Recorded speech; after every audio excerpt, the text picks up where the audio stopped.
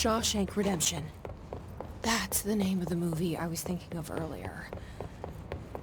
Not important, but that was it.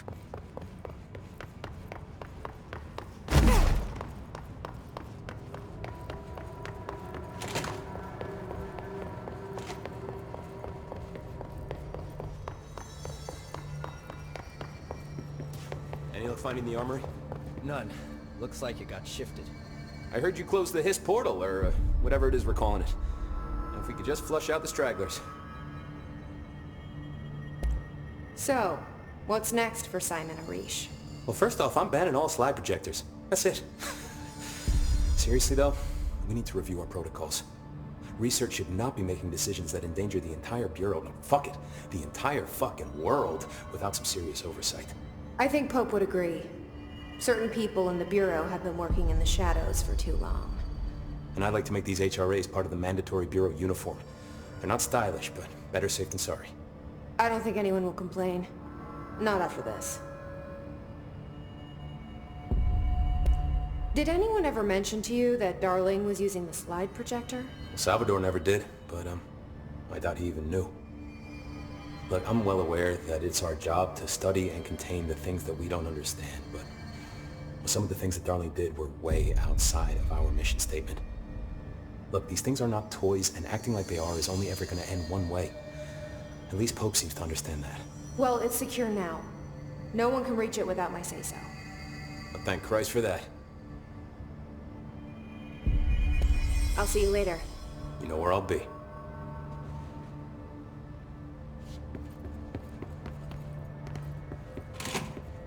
There haven't been any Hiss sightings in the Ocean View Motel. Could survivors be hiding inside? It's possible. I remember a report about a similar incident from Jesse, good to see you. We've got Dylan situated in his containment cell like you asked. I've got medical staff running tests as we speak, and I'd be happy to walk you through the details later. Other than that, what's next? With the slide projector turned off, the Hiss are shut out, but we're stuck with the ones already here. We can't lift the lockdown until they're all eradicated. If any Hiss ever got out, that would be the end of everything. Well, eliminating them all will take time. Look, I'll do what I can on my end, but my research is progressing slower than I'd like. I think I can help with that. I am making you the head of research, effective immediately. I want you to use everything the Bureau has, every resource, every confidential scrap of data, and find a way to keep the Hiss out for good. That's... Really?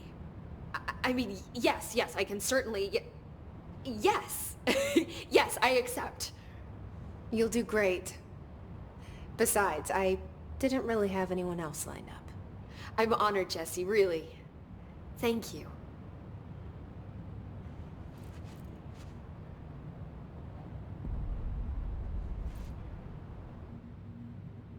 Do you remember Mr. Tomasi, the head of communications?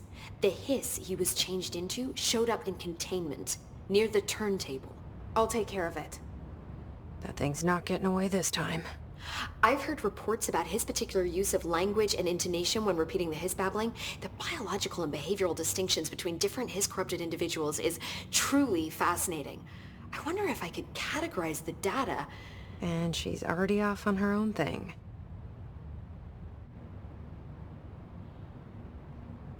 How do you feel about me taking over as director? You act like it just happened. You've been director since we first met, remember?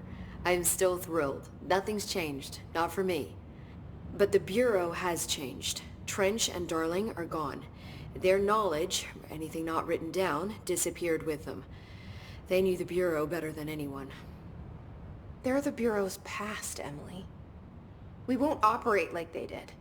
We'll learn from their mistakes. We'll be better than they ever were. We won't ever be like them.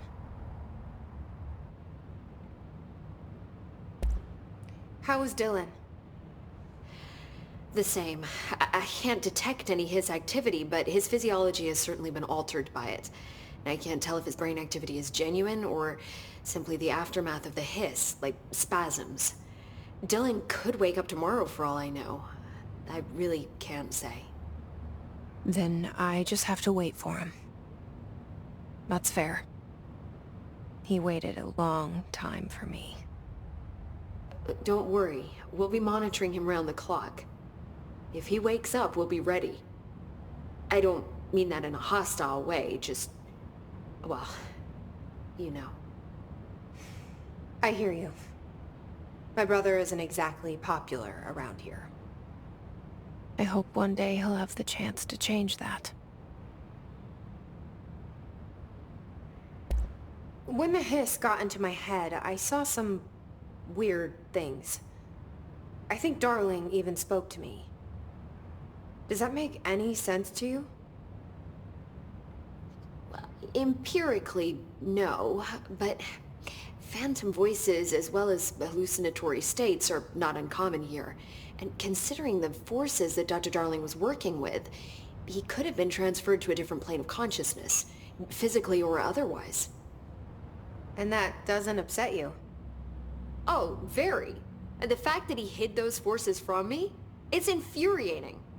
But Darling's dream was always to look beyond our reality. This time he may have taken a step too far, but as long as his consciousness can perceive his surroundings, I'm sure he's loving it.